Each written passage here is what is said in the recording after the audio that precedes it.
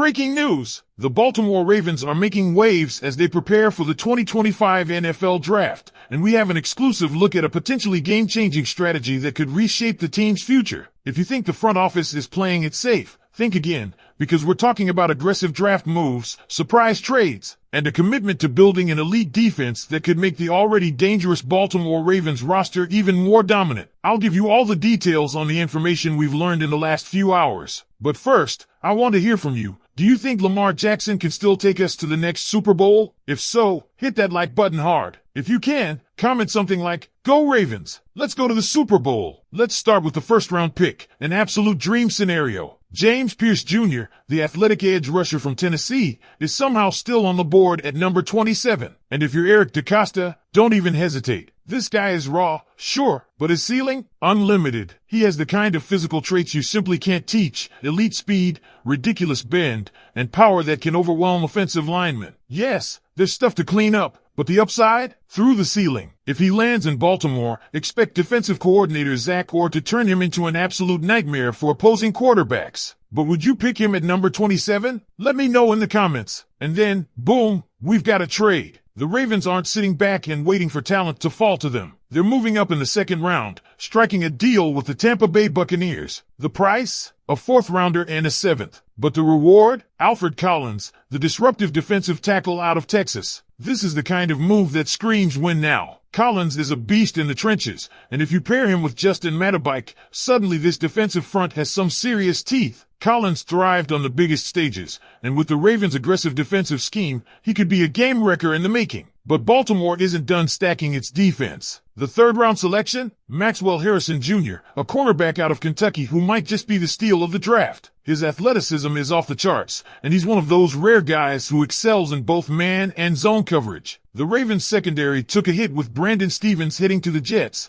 and while Marlon Humphrey and Nate Wiggins are solid, adding a young, high-upside corner was a must. The only knock on Harrison? His frame. He's not the biggest, but his ability to track the ball and lock down receivers makes him a perfect fit for Baltimore's defensive identity. 4 rounds in, and it's all defense. That's how much the Ravens are committing to reloading on that side of the ball. And next up, linebacker Barrett Carter out of Clemson. This pick makes perfect sense. Baltimore lost Malik Harrison to the Steelers and Chris Board to the Giants, leaving Roquan Smith as the only real proven option at inside linebacker. Carter has the speed, instincts, and coverage skills to be a key rotational piece early and potentially a long-term solution next to Smith. But let's shift gears. We've been all about the defense, but what about the offense? Enter Nick Nash, the wide receiver out of San Jose State. And before you say, "We don't need a receiver, we just got DeAndre Hopkins," think long-term. Hopkins is a short-term fix. Nash, on the other hand, put up 1,300 yards and 16 touchdowns last season. If he played for Alabama or Georgia, he's probably a second-rounder. But because he was under the radar, Baltimore gets a steal in the 5th round. This guy is explosive, a dynamic playmaker,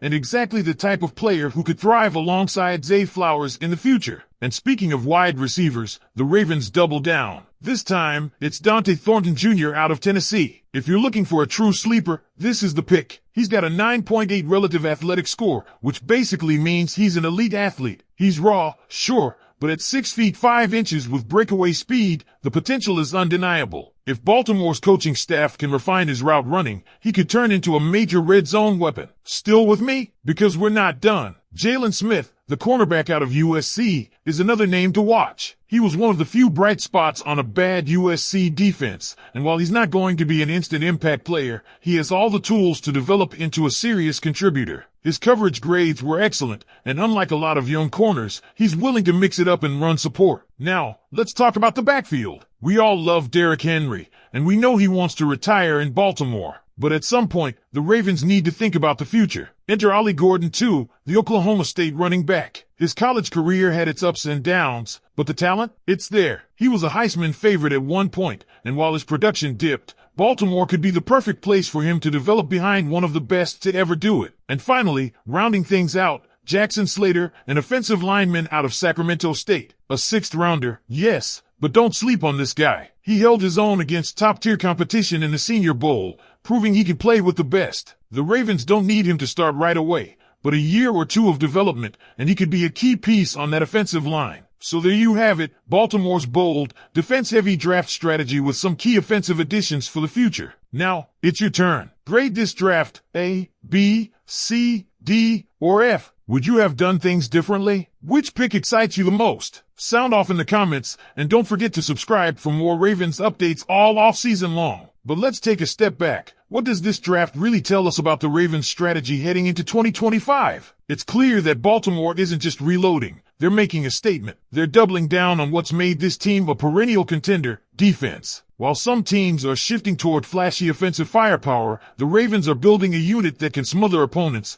dominate the trenches, and dictate the pace of the game. And if history tells us anything, it's that when the Ravens go all in on defense, special things happen. James Pierce Jr. at number 27 could be the defining pick of this draft. We've seen edge rushers with this kind of talent slip through the cracks before, only to become dominant forces in the NFL. Think about past Ravens pass rushers, Terrell Suggs, Matthew Judon, Zadarius Smith. Pierce Jr. has the raw ability to be the next name on that list. If he reaches his ceiling, Baltimore's defense could be terrifying for years to come. And then there's Alfred Collins. If you've been watching the Ravens closely, you know how crucial the defensive line is in Mike Macdonald's system, or whoever leads the defense if Macdonald moves on. Collins fits that mold perfectly, big, physical, and disruptive. If the Ravens front office is willing to give up draft capital to move up and get him, it's because they see him as a difference maker. And in a conference loaded with high-powered offenses, controlling the line of scrimmage is non-negotiable. Maxwell Harrison Jr. in the 3rd round? Another high-upside, high-value pick. He's the kind of player that Ravens defensive backs coach Dennard Wilson can mold into a lockdown corner. He's got the tools. He's got the mindset. And if he gets stronger and refines his press technique,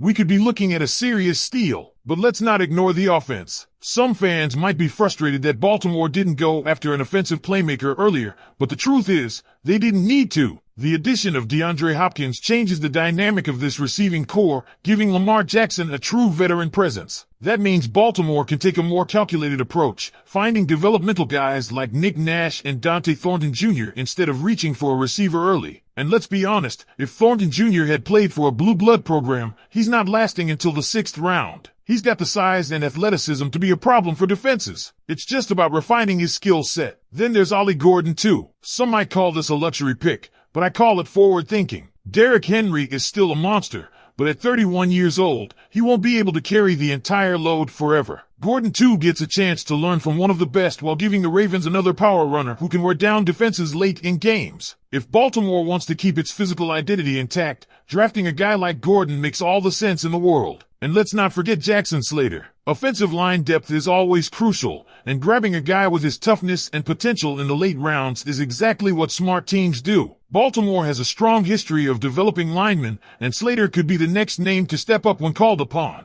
Now, the question is, what do you think? Did the Ravens get it right? Should they have focused more on offense? Is James Pierce Jr. the next great Baltimore pass rusher? Drop your takes in the comments and let's debate. And if you're loving the content, hit that subscribe button. We're covering this team all off-season long, and you won't want to miss what's next.